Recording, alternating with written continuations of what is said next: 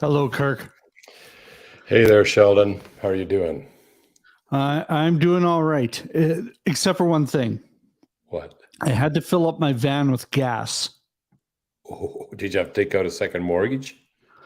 I don't want to talk about it too much. I'm hearing they're going to start delivering gas to the gas stations using Brinks trucks, armored, vehicles. Well, they can't do it by pipeline. So, no, those aren't allowed. No. And before we get too political here, yeah, it's quite interesting seeing Putin is to blame for all this, though. Everything. He's now That's helpful. He's now the scapegoat for absolutely every political decision that's been made in the last 30 years. So that is a principle of politics. It is true that sometimes you can see multiple train wrecks about to occur, and just at the right moment, some scapegoat shows up, and you can just put it all on that. Not to say that Putin's not responsible for anything; he is. Mm-hmm. But there's a lot of train wrecks we're on our way to that we're going to happen regardless. Yep. I like to say the buck stops over there. Yeah. Okay. Yeah. So what's going on over in Kirk Durston land? I noticed your background has changed. I believe that's just so you have better internet. Nice of you to buy a new house just for better internet, but it's you can actually see the background today, and you can see my face. It's not just a blurry mess, and the reason for that is I'm over at my son's place. I took one look at last week's live stream, and I thought, wow, my eyes hurt just trying to watch this. So here I'm doing it here, but hopefully by next week I'll have a faster, higher bandwidth at my house. So we'll see if that actually occurs. So do you want to explain what you're getting? Because it is pretty cool. Well, yeah, I'm getting Elon Musk Starlink. I put my name in sometime last year, a long time ago, paid a deposit, and then I got a notice, I guess about a month ago, saying they're ready to ship. And so just had to pay the rest of whatever it was to get the receiver, and it's arriving tomorrow, according to the tracking number on the show. That's a lot of fun. Getting the cutting edge satellite internet. As long as Putin doesn't shoot them all down, I think we should be okay for a little bit. I don't know. We'll see. Yeah, it's an interesting what could happen, but I'm reserving my judgment on this Starlink until I actually have it up and running. I mean, when you get to be my age, you've seen way too many disappointments to get all hyped up about something before you've actually tried it out. So we'll see. I was thinking this morning, he used a term on Twitter quite a few times. Now it's slipping my brain, but basically non-optimal, I believe, was his response when one of his rockets would land upside down or blow up or something. Oh, that's a non-optimal entry. So I'm just hoping you have optimal internet service when you get that. Yeah, I hope so. Yeah, we'll see. Awesome. Well, today we are going to talk about something pretty simple. It should be pretty simple. The supernatural beginning of the universe. I believe it's all been solved, scientifically proven. How the universe started, it's what people have been trying to figure out for, basically since people stopped believing in God. And so we've had a lot of different theories. We talked about what some of the science only no such thing as supernatural. You're materialists. Some of the reasons that they might be wrong from a logic perspective, and basically what I've been trying to figure out is how do you set this up? So if you believe there's no such thing as the supernatural, everything is nature, energy's nature, correct? Mm-hmm. Yeah, energy is a component.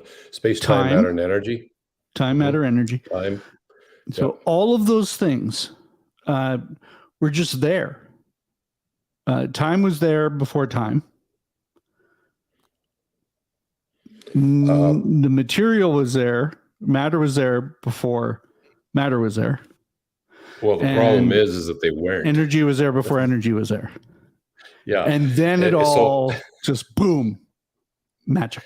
Yeah. So they would say, well, no, there was no space, time, matter, and energy before space, time, matter, and energy exists, except they want to come up with a natural explanation.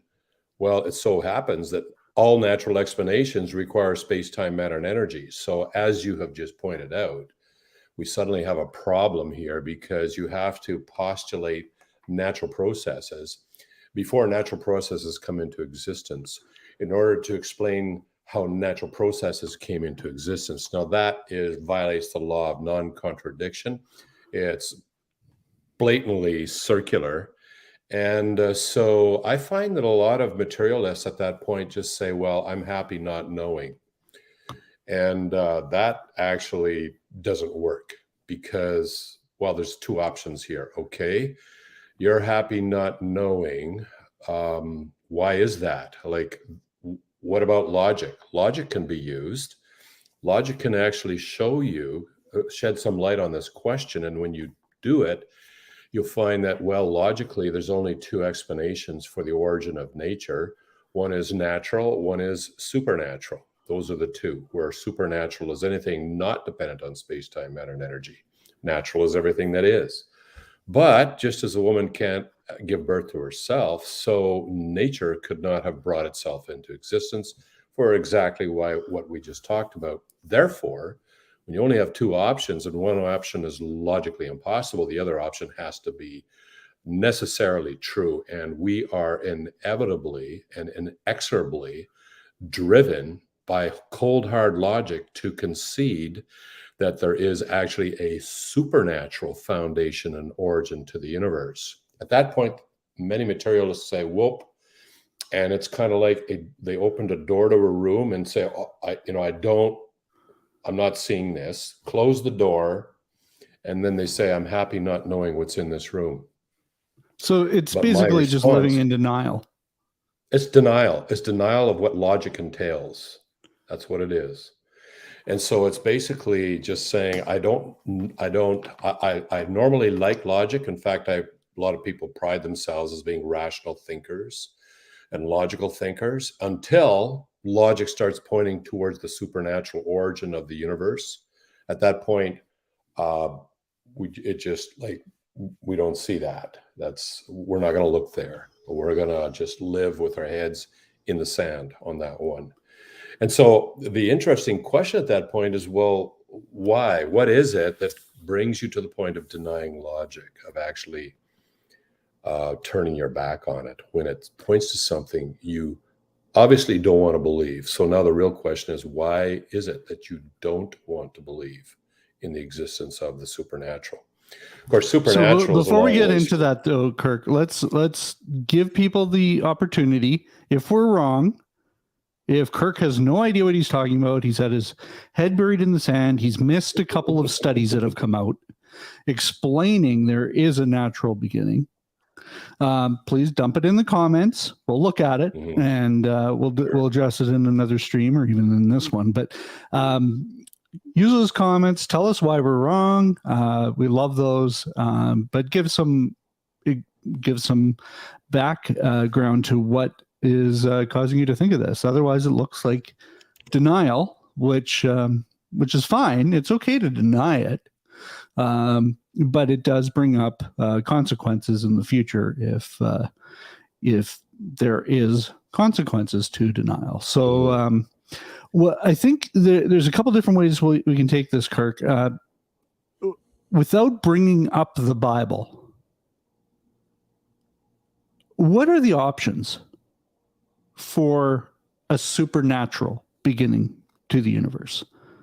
Like, we don't want to use the Bible to prove a supernatural beginning, But what are the different things that people have said could be a supernatural beginning to the universe? Well,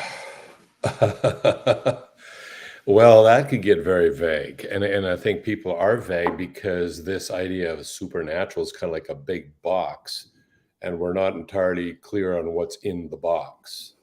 But I would say there are some helpful things we can do to try and at least narrow down what might be in the box.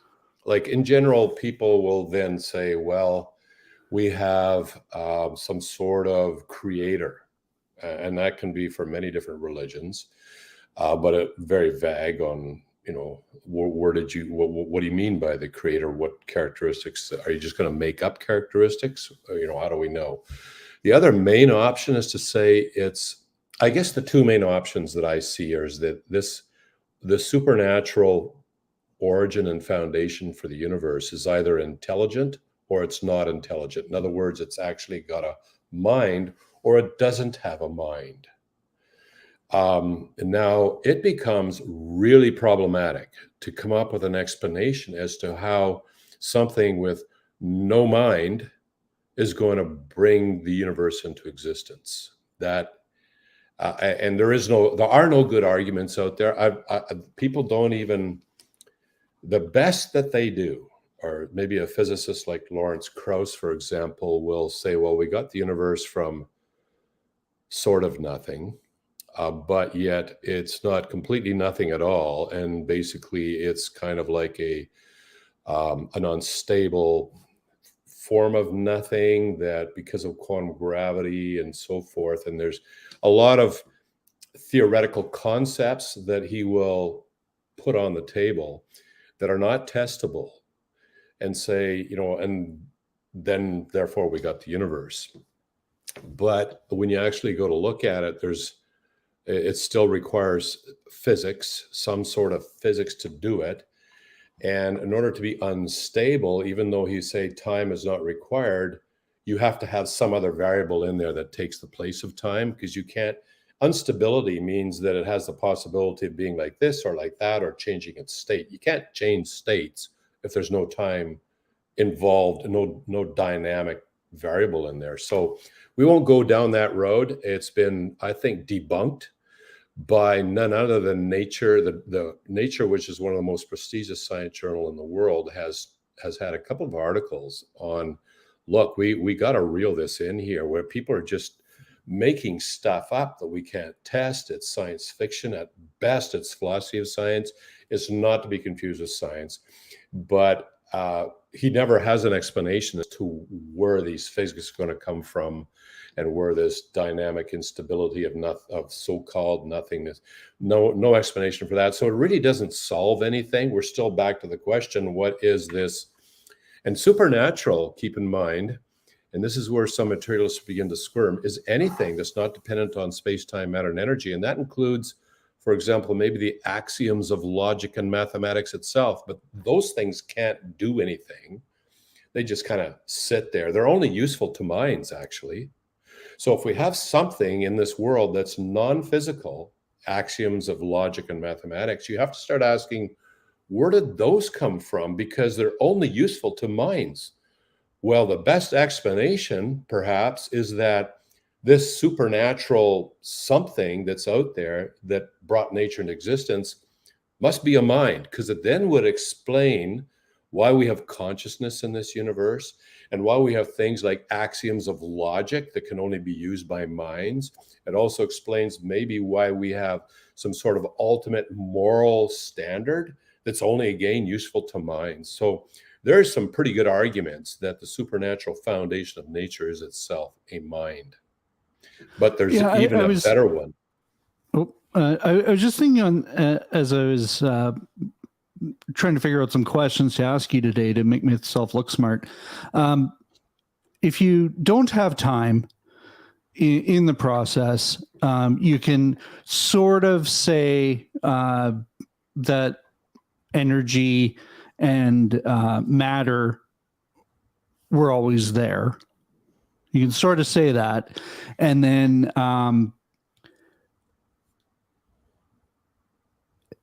your Big Bang, or that initial dispersion of particles are out there, but whatever invents time then becomes a issue to the science, because like, what created time? It has to be timeless. It has to be timeless. You cannot, for the same reason a woman cannot give birth to herself.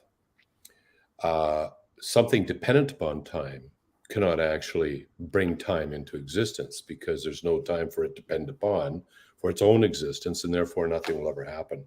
Now, I don't, just to clear one thing up there, the problem is you can't even have matter and energy, mass and energy, without time, because they have time built into them as well. And here's just a simple example. Everybody's probably heard of Einstein's famous equation, E equals mc squared. That equation actually tells you how much energy mass contains. So if you take a pound, take this thing here, this weighs a certain amount. If you totally converted this into energy right now, well, I haven't crunched the numbers, but you would have a release of energy that would probably blow a good chunk of the planet into nothingness. Just this one calculator, that's how much energy is locked up in mass. But there's this little c squared on the end. C squared is the speed of light squared, and there's time involved in that. It's a velocity, meters per second, so you got that squared. So I just wanted to say that, in case there were any physicists listening and say, hey, how do you get matter and energy if you don't have time? They might call me on that. I just want to point out it all is interdependent on time. And if you look at the laws of physics, they always got time in them. But now back to the more important question that you raised. What about the thing that caused time itself? And this is beautiful. This is beautiful, because we have a problem. If you ask me, where did this smartphone come from, I would say, well, it was actually made in a factory in, I think it's made in China. And you'll say, okay, well, let's go to the factory. And you'll notice, oh, wait a sec, they're using stuff to make this smartphone with. Where did that stuff come from? And where did the factory come from? And so you would say, well, the stuff is actually this, it came from here and that mine over there, and it was and here and there. And you get into, where did this come from, or what caused that? And for everything, every step in the process, the question can always be raised, well, then where did that come from? And you just keep going further and further back. In fact, our science is based on the where did that come from, or what caused that? That's the fundamental question. One of the fundamental questions that our whole system of science is based upon. It's not a problem. It's just motivation to go deeper. But well, the problem and is, how many trillions of dollars are spent trying to figure this out? Exactly. I mean, it's a legit area of research. Where did this come from? And so the problem is when you get back to the origin of time, so you trace everything back, and ultimately, if you trace this far enough back, you will wind up at the origin of the universe, because it's made out of matter and energy and whatever. And then you say, well, okay, where did that come from? And we talked about that last week and reviewed it today. It's got to have a non-natural beginning. But what we did not talk about is the question, well, where did that supernatural cause of nature come from? It's a legit question. But I want to point out two things. Number one, Richard Dawkins asked this all the time, thinking that he has just refuted this idea that something supernatural created the universe. No. In fact, the question actually concedes that there was a supernatural origin. And now our problem is, where did that supernatural cause of the universe come from? So that I want to point that out first. And that's why I wanted to start without saying we have a specific being or something in mind, even having this discussion. We're not saying the God of the universe is the only explanation ever given for this. There may be other things out there, but now you have to logically examine those those theories. And when we do, we're finding we're converging on the intuitive notion of a creator that's held across many civilizations around the world. But we're not starting with that, starting with the idea of God. What we're doing is we're just using cold hard logic here, saying, hey, maybe we haven't derived the mind yet. We've just suggested one reason to think that it is a mind, simply because it does explain where the axioms of logic come from and why we have consciousness in this universe. But there's another compelling reason to believe that there's a mind behind the universe, which I'll get to in a moment. But I just want to finish off this time problem. Now, the thing is that the cause of nature, including time, must be able to exist independent of time. The moment you have such an entity, you have reached the end of that progression that kept going back and back and back, because a timeless entity has no temporal beginning in front of which to put a cause. It's simply always there, and using always in a timeless meaning of the word. It's just either always there or never there.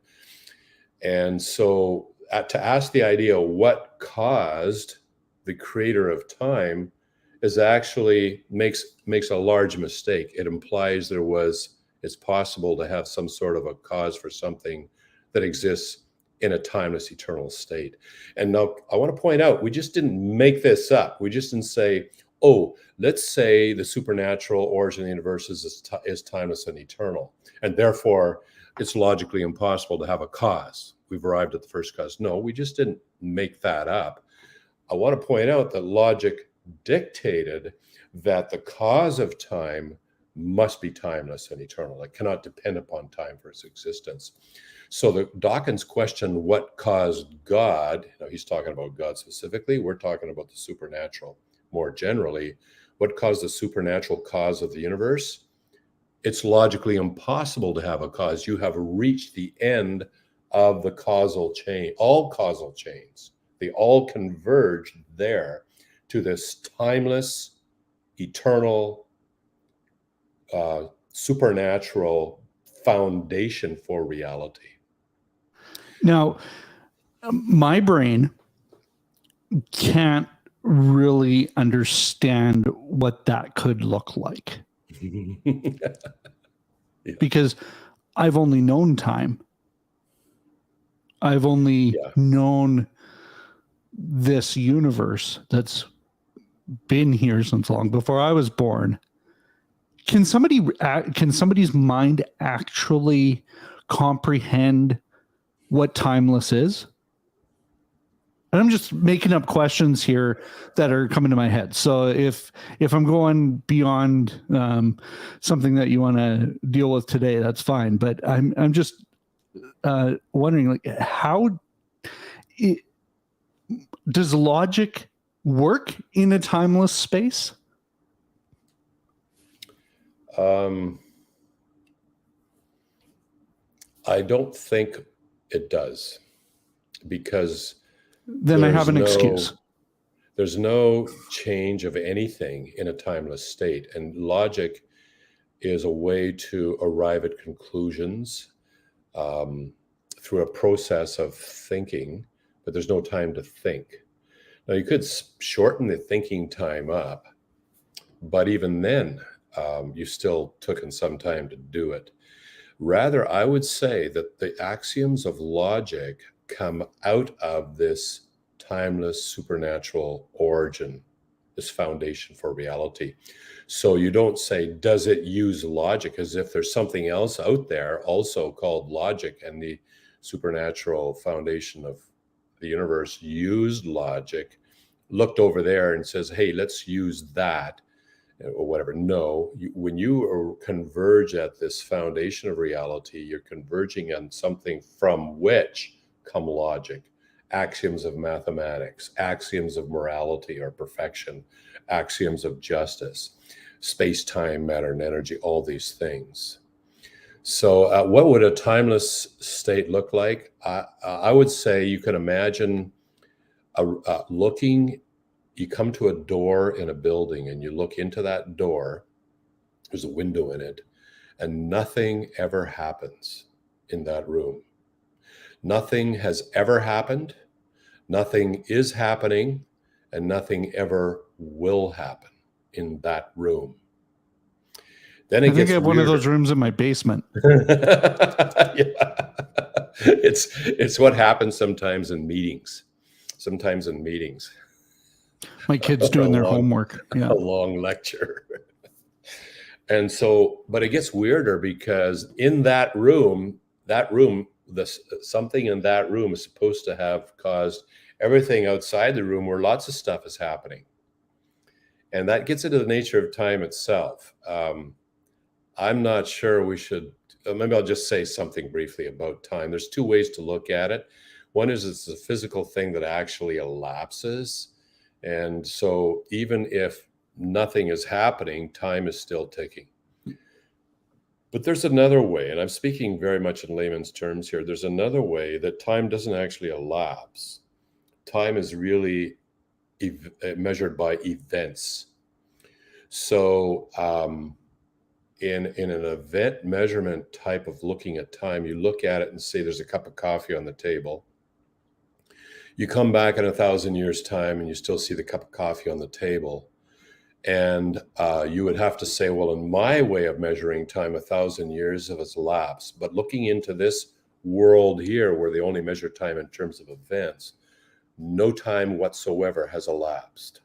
And then the next time, let's say 3 million years later, you come back and you see that the cup of coffee has lifted off the table like 1 nanometer. Well, that's an event. And so you can say, no time has elapsed in this room, but we do have something but we do have a progression in time in terms of one event.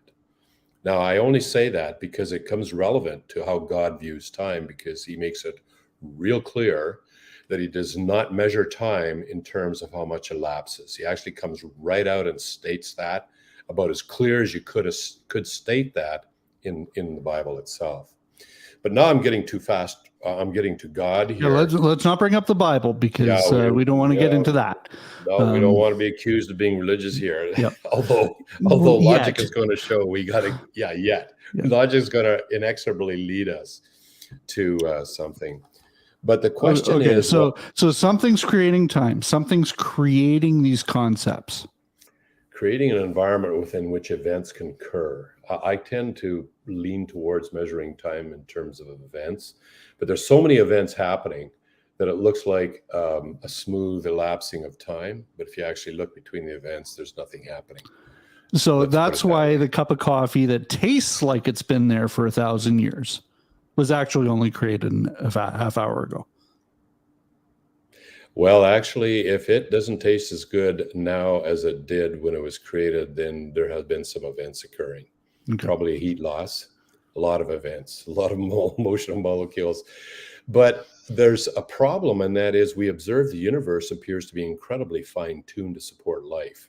In other words, there seems to be a purpose for the universe. And the moment you start talking about that looks like a purpose for the universe, you're now talking about something that really you're assuming the existence of a mind as that supernatural cause, because only minds have reasons and purposes and plans. And so there is very strong evidence that the cause of the universe, this supernatural cause of the universe, is not just some sort of mindless state of affairs out there that can't make anything happen because it can't think about anything, but a mind that can actually design the universe for the purpose of supporting life. That's huge.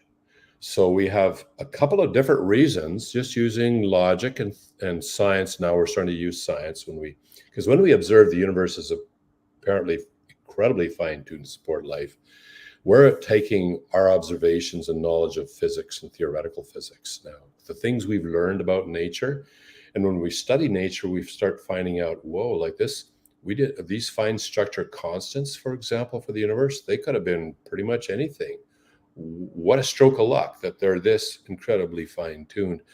And so a colleague of Stephen Hawking by the name of Roger Penrose has published some calculations on just how likely is it that you would get a universe that's capable of supporting life? He's not worried about getting this particular universe. He's worried about any kind of universe at all that'll support life, and that's important. Okay, can we define life? Is that because if you look at just like the planet Mars, it has a little bit of sand on it. Is sand life? Well, that's an issue, and that's controversy in science. Like, what is the definition of life? And some people would say, well, it should be self-replicating, should be able to use the resources of its environment to sustain itself and replicate itself. That would be one kind of basic definition of life. Viruses, for example, some people argue, well, that's not really life because it can't really replicate itself. It depends upon a host to get itself replicated. It's got to invade a cell and then uses the cell's machinery replication to copy it, to translate its DNA into RNA and then transcribe it into RNA and then translate it into proteins, and then they assemble to build a new virus. So life itself, but when they talk about life, they're talking about what's like, let's get real general, like the sky's the limit for what we're talking about life. Could you have, like, we're carbon-based life? Could you have silicon-based life? And what's involved in life? Like, you probably would need stars, for example, or some planet to live on. We're talking very general here. And when you start looking to find structure constants in the universe, you realize that if you tweak this just the tiniest amount, the universe would just collapse on itself. You wouldn't even have time for life to live and replicate. Or if it's a little of the other direction, it just explodes and you never get any planets or stars. And so this is why Roger Penrose, colleague of Hawking, published some numbers, and he says the chance of getting any kind of universe at all capable of supporting life is 1 chance in 10 raised to the 10 raised to the, well, I forgot the number. I think it's 157th power or something. It's some ridiculous, it's 3-figure number, 120 or 122nd, 127th or 150, something like that. Well, that number basically is we don't even have names for numbers that big. We just use 10 to the 10 to the 127th power, let's say. It's kind of like, if you have 10 to the second power, that's 10 multiplied by itself 2 times. That's 100. 10 to the 10th power would be a 1 with 10 zeros after it. That's 10 to the 10th power. But when you have another exponent on top of that, you got to take that third exponent and multiply the second exponent by itself that many times. So it's like 10 multiplied by itself 120 some odd times, which would be a 1 with basically, let's say it's 10 to the 127th power. Don't quote me on this, no, because I haven't refreshed my memory on that number. It's in the 3 figures. So you basically have 10 raised to a 1 with 127 zeros after that. So you have to take this 10 and multiply it by itself that many times. And that's the chance of getting any kind of universe at all capable of supporting life, which is so absurdly ridiculous. Somebody has to start saying, I think somebody's manipulating the system here. What's going on here? Like, I mean, if you see your neighbor winning the lottery every single week, year after year, you don't say, wow, that guy's pretty lucky. No, a rational person would say there's something going on here. And so when we look at the universe, it is so incredibly fine-tuned to support life. We have to ask the question, there's something going on here. And if it's designed, that suggests there is a super mind, a super intellect behind the universe. And so we're not talking about impersonal mindless forces anymore. We're talking about a being that matches the general definition of God throughout history, some sort of a personal or an intelligent creator of the universe that actually created it for a point to support life. And therefore, life itself must have some sort of meaning to it. So the number I'm seeing here is 123rd time. That sounds right. 10 to 1, 2, 10, 3. I'll have to remember 123. that. Yeah, I'll have to remember that. 120. Now, 1, what 2, 3. computer did he use to figure that out? Like, I'm assuming it was just what would it look like, and then doing a guess at the end here. But well, it's not that. So what you do is you just take all the different factors that are required for nature that we observe in nature, and we say, well, okay, let's take the fine structure constant, and what is it, and then what could it be? And you'll find there's a whole spectrum of possibilities. Let's say it goes from 0 to some massively large number. Okay, so what would you need it to be? What's the range that you need it to be within in order for that one thing to make the universe possible? And you find it has maybe this much range. Okay, well then how many times does that go into the much larger set of possibilities? And you can come up with a number. And that's only one factor. And so to say the probability will fall in that range is this much out of that much. Then you take all the other ones, do the same thing, and then you have to have all of them come true to get the universe. So you have to multiply them all together. Now, already you're starting with very tiny numbers. And when you're starting with very tiny fractions, all multiplying themselves together, then you get real tiny, real fast. And that's how Penrose gets such an astonishingly small number. So it reminds me, I think it was Ace Vin in the movie Dumb and Dumber. It was like, oh, so you're saying there's a chance, and like, yeah. 1 in a million. Oh, you're saying there's a chance, and yeah. So okay, so let's say there's a chance that it's a small chance, but for this universe to occur, well, it obviously has occurred. So we hit that 1 in 10 to the 10 to 123rd.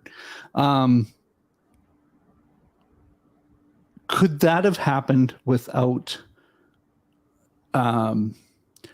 So that's just the universe supporting life. It's not actually creating life at this point, is it? No, that's just to talk about a universe. Like, it's kind of like, what's the chances of getting some glass and little pump and stuff so that you could actually support an aquarium where fish could live? It's got nothing to do, the fish aren't in the aquarium. It's just, we need an aquarium. And let's go out in the bush and just ramble around randomly to see if we can find, how nature might have accidentally produced one. It could, in theory, but the numbers are very small. But there is a chance, as you say. The chance is so close to 0. There's nothing else in science that is smaller than that chance. So the question is, well, okay, could we invoke that then? Could we just got lucky? Well, if that was the only option on the table, then you could, well, that's the only option on the table, so therefore we got incredibly lucky. But it's not the only option on the table. We have some other option on the table. Well, first of all, we know there's we know logically that it has to be a supernatural cause. So now it's a matter of saying, did this supernatural thing get incredibly lucky, or does it have a mind that planned to design the universe to support life? And so what we can do is we can go back to our normal everyday life here, and we could pick anything, like the handy cell phone that I've been using this hour. We could say, well, there is a chance that nature could have randomly assembled this through natural processes and lightning strikes and, buffalo taking a dump on the prairie, all these things mixed together, and you get your cell phone. There is a chance.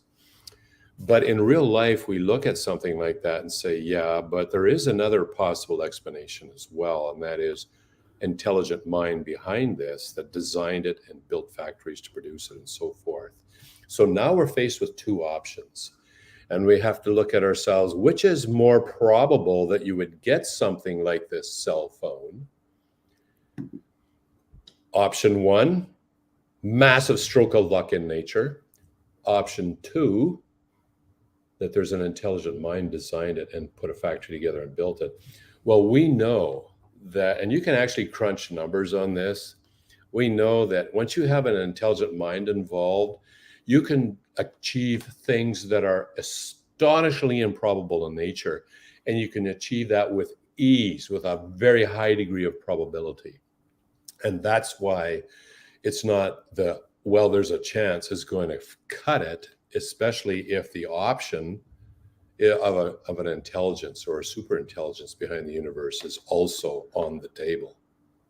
And that's why I think the most rational thing to do is, number one, say an intelligent entity designed this, and for the larger system, an intelligent entity fine-tuned the universe to support life.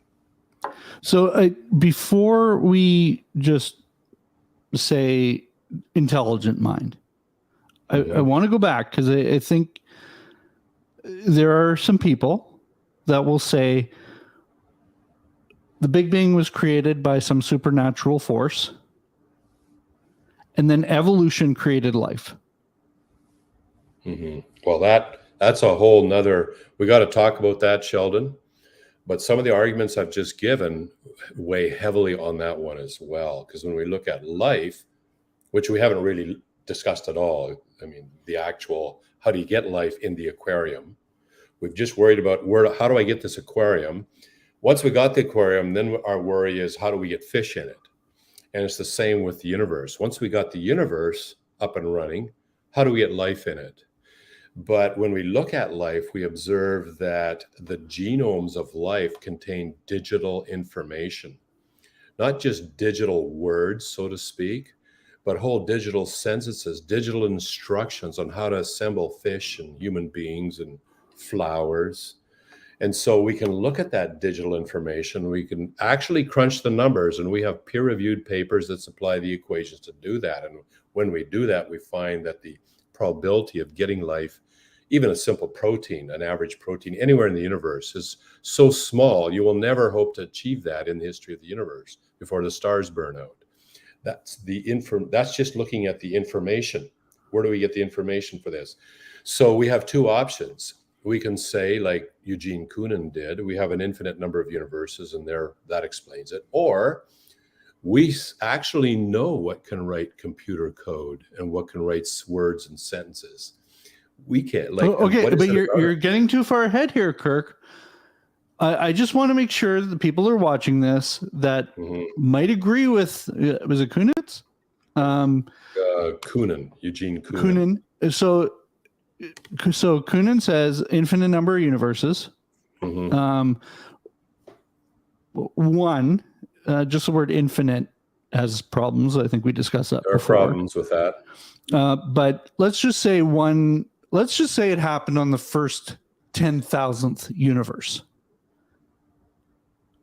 It would have to not only hit the one that was capable of supporting life, which was 1 or 10, 1 to the 10th to the 10 to the 123rd.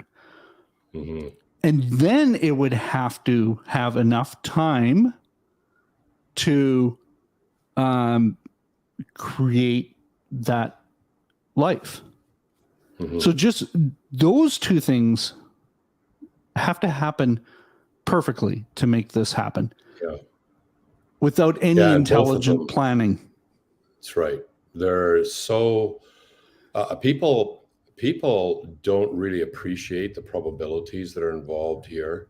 And those who do, sometimes if they're hardcore materialists, just get angry, because it's kind of like talking to a person that's deeply religious, and you just point out, hey, did you know that your God actually wasn't a God? It was like, we found it was a guy dressed up in a sheet or something. Well, some people will be appalled. Other people get angry. And I find that's the case with materialists when they run into this, the probabilities. But they are cold, hard, peer-reviewed. There really is, the noose is tightening around materialism to say we just got lucky. And then, okay, so let's just say we got lucky. But then it was all particles anyway. Which means there's no such thing as logic. Yeah, like logic is illusory. So even just coming up with the idea of all these particles happening through a supernatural means. Big Bang happens. Particles just happen to line up perfectly to support life. And then logic happens. Or the ability to think happens. Yeah. Well, logic and the ability to think, we already talked about that. It's really useless when it's just a bunch of particles anyway. And when you really try to take a purely materialistic explanation of the world and all the things we see in it, and if somebody actually tries to come up with a story, it starts sounding like the story that, say, a 12-year-old might give his parents the next morning as to why it was there he snuck out all. Well, it looks like he snuck out all night and was over at his friend's house doing bad things. And then he's trying to explain, no, that's not actually the case. And then making stuff up out of his back pocket on the fly and it just gets worse and worse. And he digs himself in a worse hole. And that is what happens with materialism. When you start trying to explain, you find out, oh, we just don't have to explain the universe here. That's bad enough. But we got to explain how the information got encoded in life. We have to explain why it is that we can think when we're in fact not thinking. And you're not allowed to think. Well, coming up with the explanation if you're materialist, because that's cheating, because there's no such thing as thinking. And you just find out that you're going down a rabbit hole that makes Alice in Wonderland look like everyday, orderly, good stuff. So again, if you're a materialist and you're listening to this and you're saying, well, you're wrong, tell us why. I would love to read that. I would love to know what we are missing here, because I will admit I'm not the smartest person here. None of us are. Although there's only two of us here, I think. Well, I'm just saying you're smarter. I don't think so. So I'm pretty sure you are. You got a lot more degrees than I do, and it would be like 1 to the 10th to the 123rd chance of me getting the same degrees you do. But I just want to point out again, like, we're not just making this stuff up. No. We're using logic, principles of science, math, physics to explain what created the universe. And so if we're missing something, please tell us. Okay, so I think we can basically say the supernatural start to the universe that then led to a purely materialistic flow to life and where we are today. The chances of that happening are so small that we can say it didn't happen. It's irrational, let's put it that way. One would have to take their brains, open the window, and give them a heave as far as they could. It's just flat out not only irrational, but it is a strong indicator of denial. When there's another option on the table, there's a massive elephant in the room, and people just, they don't want to see it. And again, if you're denying it because you cannot wrap your mind around the fact that this happened, that's your choice. But beware, if there's consequences to that choice, you're choosing them. So, yeah, and that's the thing. It's just not, there's consequences. Okay, so let's talk about an intelligent creator. Something out there at the beginning, before time existed, before materials existed, before matter existed, I should say, and before energy existed, created all this stuff. The room that is in my basement where nothing ever happened has a being in it that starts the universe. What does that look like? Oh man, I mean, that's like asking a mushroom to explain microchips. There's a point where we say, okay, logic brings us this far, But now let's get into the details, and then we begin to realize that we're dealing with a super intelligence here. We're dealing with something that can crunch billions of equations, each with billions of variables, and do it all instantly. But we don't have, our computers will never reach that computational capacity. So that 1 to the 10 to the 132nd or 123rd, that intelligence needs to know how to do that. Yeah, it's not just coming up with, here's your raw materials, build a universe. No, you've got to get the raw materials to build that universe with. And those raw materials have to be such that down the road in that universe, you're going to have, say, carbon atoms that are going to be essential for life, that when they form compounds can have different angles, phi and psi angles in those things to make different shapes. And you're going to have to, and that alone is a massive problem to figure out when we're trying to figure out protein structure. And it just gets completely, to say it's computationally intensive would be an understatement. It becomes intractable so fast that you have to say, wait a sec, we're dealing with something so much more intelligent than our human intelligence, or even what we can do computationally, that this is orders of magnitude. This is a whole nother level of supermind here that we're dealing with. But what I like to do is I like to, in my conversations with people, it looks like we're going to hit a wall here, and it's just hit a wall of sheer, like it's kind of like somebody putting a book on our desk that's this thick, and it's just one gigantic equation, and they say you got 3 seconds to solve this. Don't even bother. But there is a shortcut around it. And so I'd like to propose the shortcut in that we can ask the question, if the universe is designed to support life, and obviously we're life, and we're pretty intelligent life when we look around the planet. There's other animals that are much better at certain things than we are. That's true. Dogs for smelling, for example.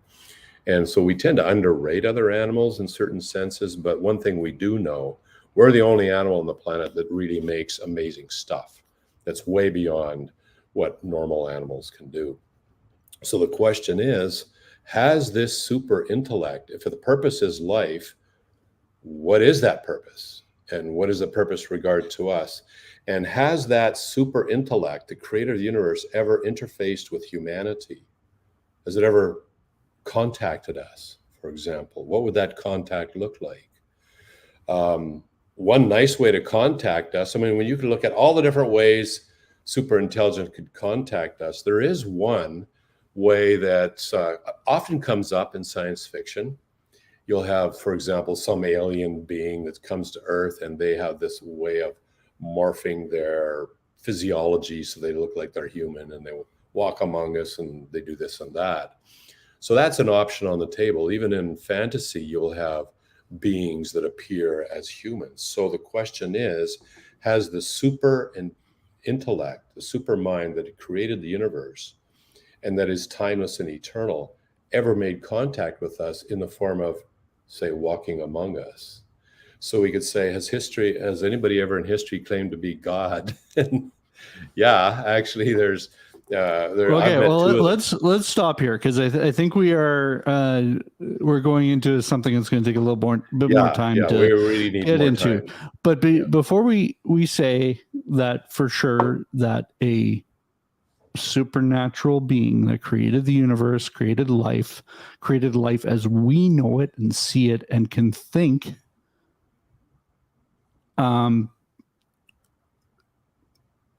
there's a couple options here.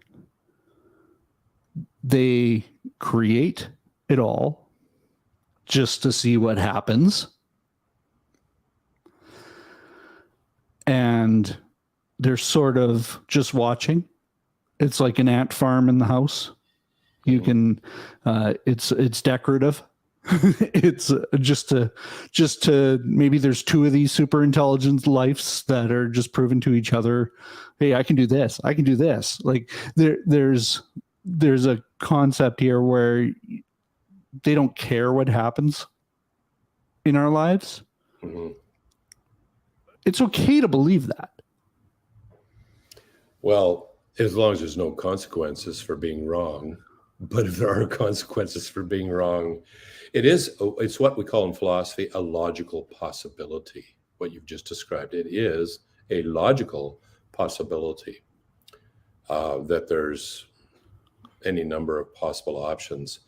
And that kind of raises the question of whether, well, how many gods might be out there? Maybe there's a whole pile of them and they're all doing different things. And at that point, I say, look, there's a way to reason that maybe there's only one simply because there's no time. And so even if there was a pile of gods out there, there's no way to communicate with each other because there's no time or anything. But I use Occam's razor. Why do we need to start, coming up with a huge pile of gods here when one God will actually explain everything that we're looking to explain here? And so that's just a move of going with the simplest explanation that actually seems to do the job. So I think we've come down to, if you do not believe in a supernatural being that created the universe, that created life as we know it, logic would dictate you're in denial. Yeah, although, I might not say that directly to the person. I might gently suggest it because I don't want the person to get mad. I want to kind of help them along. Well, I understand that. At the end of the day, at the end of the day, if we are wrong in saying that, if I'm wrong in saying that, because Kirk didn't say that, I said that. Logic would... It looks like logic is dictating that you might be in denial. Please tell us. Please tell us where we're wrong. Yeah, it certainly looks that way. Pretty hard. We're talking logically looks that way. That there's denial happening here. If a person just insists on not believing in a supernatural origin for the universe. All right. Well, let's end here because I think next week we got some more conversation happening around who created the universe. And we're why. going to get down to brass tacks next week. I'm going to narrow it down. Awesome. So comment, leave us your thoughts. If you have questions that we might have skipped over, please let us know what your thoughts are on the stream. Don't forget to like, hit subscribe, and hit the bell if you want to be notified. We'll see you next week, same time, 11:10 Central, 12:10 Eastern. See you next week. Bye for now. Bye. Bye.